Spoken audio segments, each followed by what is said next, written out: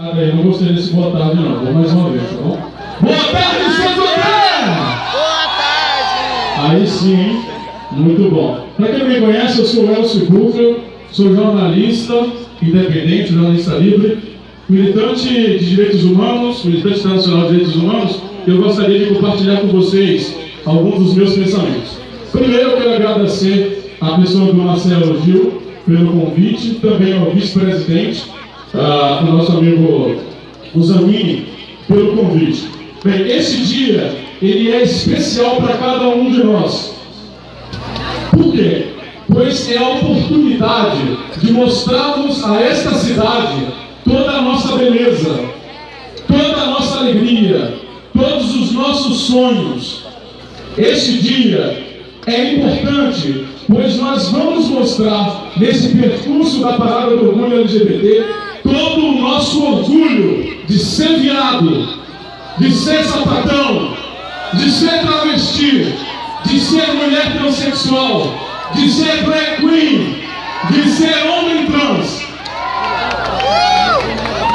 Hoje, nós estamos aqui para lutar por direitos de justiça.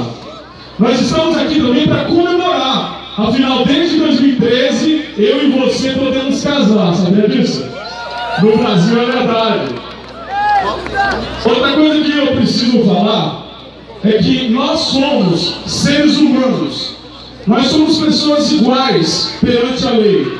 E nós precisamos e vamos ser respeitados pelo país, por toda a sociedade.